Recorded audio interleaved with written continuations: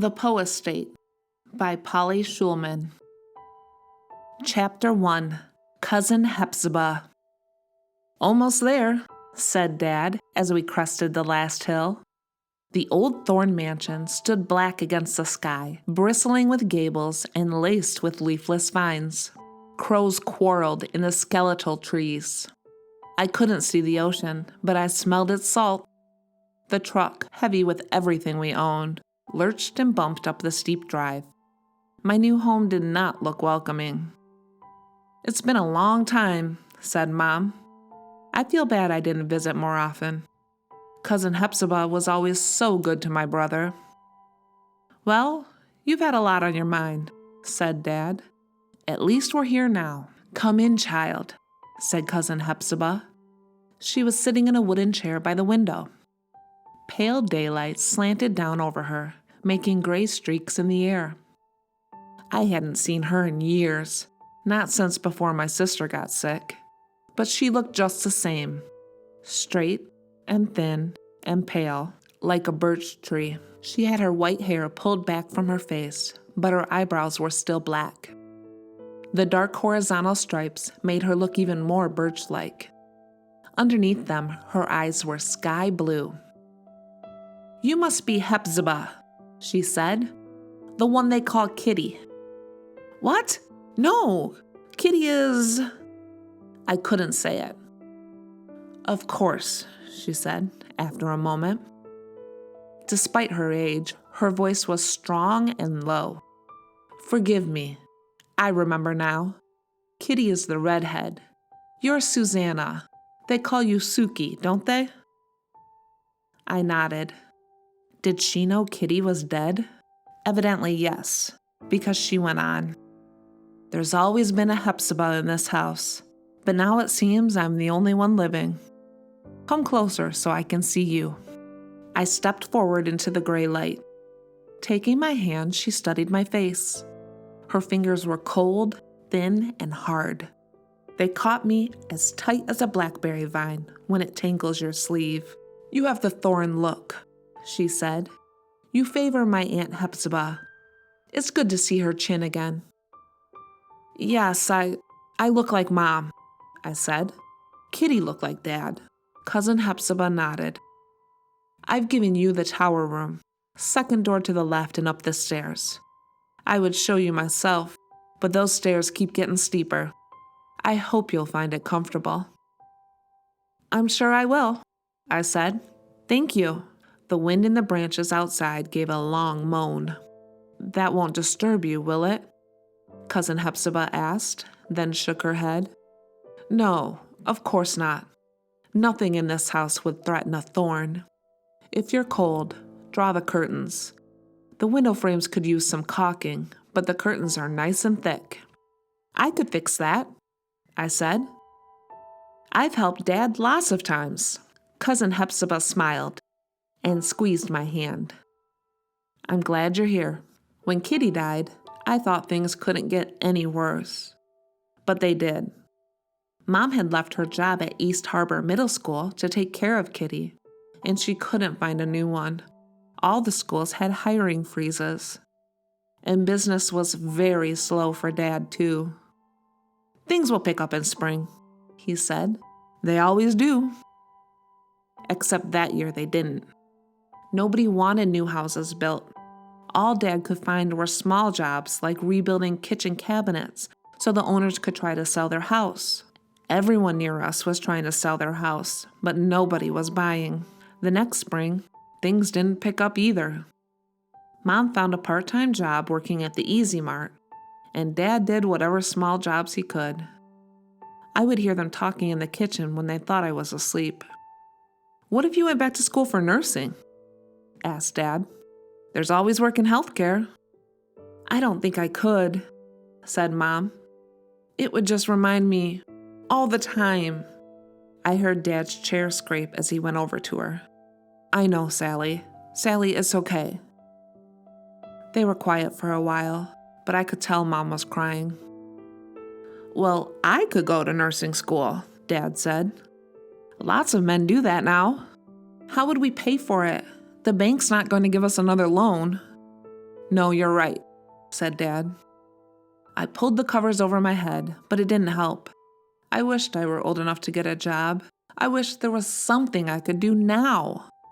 I helped Mom and Dad with their weekend work, finding interesting old things at garage sales, auctions, and thrift shops to take down to New York City and sell at flea markets. I helped them pack the things up, and sometimes I went along to the city and helped sell them. But it wasn't enough. The thing is, I was the one who was supposed to die. Some Thorns lived practically forever, like Cousin Hepzibah. Others die young. In my mother's generation, it was her youngest brother, George.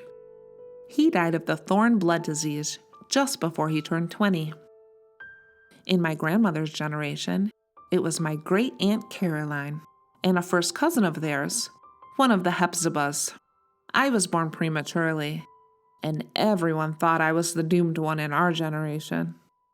I spent the first 2 months of my life in the NICU with tubes attached, wearing a tiny knitted hat, which Mom still has. "You look like a little baby bird before it gets its feathers," Kitty used to tell me. "I was worried a cat would come and eat you." "No way you would remember that, Kitty. You were only 3. "Oh, I remember. That's not something you forget. You were so weird and red with your twig arms and your big blind kitten eyes. All the time in the hospital, you looked like you were seeing ghosts. Everyone was so worried, and it seemed like forever before they let us bring you home." I was always small for my age, and I kept getting sick. Earaches and strep throat and everything anyone in a 3-mile radius came down with. Mom used to make me wear 2 wool scarves, long after the ice melted on the puddles in the backyard. I still had training wheels on my bike a year after I stopped needing them. I wasn't allowed to jump off the diving board by the waterfall, even though all the other kids did it. And forget about swimming in the ocean. Even on the few days when it was warm enough, it was Kitty's job to take care of me. I liked having someone so strong and fearless to stand between me and the barking dogs and rowdy boys. To me, the smell of Kitty's favorite watermelon soap was the smell of comfort. Still, sometimes I envied kids like my best friend Jess, who was always tearing around without anyone trying to stop her. Mom made Kitty protect me from pretty much anything fun or exciting. It didn't help that I had the pale, bony thorn look. I used to slap my cheeks and puff them out, hoping it would make me look more like stocky, rosy Kitty, who took after Dad's family, the O'Dares. And after all that, Kitty was the one who got the thorn blood disease and died. "Oh, here you are," said Mom, knocking on the doorframe of the tower bedroom. "Can I come in?" I nodded. "I always loved this room," said Mom. "The round room. That's what your Aunt Jenny called it. It's so high up, with all the windows." She pushed aside the gauzy inner curtains on the 4-poster bed and sat down on the end. "Jenny and I used to fight about who got to sleep here. How do you like it?" I shrugged. "It's fine," I said. Actually, it wasn't. Nothing was fine, and I was sure nothing would ever be again. Fingers of bare vines, ivy or something, scraped across the windows as if they were picking at a scab. The wind whistled and seeped through the cracks, making the curtains move aimlessly. Cobwebs floated in the air, high up where the curved wall met the ceiling. I wanted to go home to my own room in the clean, warm house that Dad had built. The house where I knew all the sounds, where my feet knew every tile and corner. But that was someone else's home now, not mine. I didn't say any of that, of course. Mom already felt bad enough, but I didn't have to. She came over to the window seat and hugged me. "I know it's a big change," she said. "Things will look better once you get used to it. We're lucky Cousin Hepzibah has all this space. We're lucky she's so generous." "Well, it's not like she can live here alone anymore," I said. "She can't even really climb stairs. She needs our help." "That's right. She's helping us, and we're helping her. We're both lucky." said Mom. I knew Mom was right, but I still just wanted to go home. That night, I sat up suddenly, absolutely certain there was a ghost in the room. At first, when I opened my eyes, I thought I might be the ghost myself. The world was as velvety black as it had been with my eyes still shut. Maybe, I thought, I have no eyes. Maybe I have no body at all. But I reached out and touched cloth, which meant I had hands. The cloth was the reason I couldn't see anything. I had pulled both layers of bed curtains closed for warmth, the white gauzy inner ones and the heavy brocade outer ones. When I parted the curtains, the velvet blackness sank into gray shadows. I had closed the window curtains too, but moonlight seeped through around the edges. A figure was kneeling in the window seat, outlined dimly in moonlight. She had her back to me. The room filled with a sweet smell, like cloves and roses. I wasn't scared. I was used to ghosts. Well, I was used to one particular ghost anyway. Kitty? I said. Is that you? She didn't move. Hepzibah? I asked. The ghost turned around slowly. Light glowed softly from her, and I could see her face. She didn't look a thing like Kitty. She looked like me. I didn't scream. Neither did the ghost. We stared at each other for a few moments.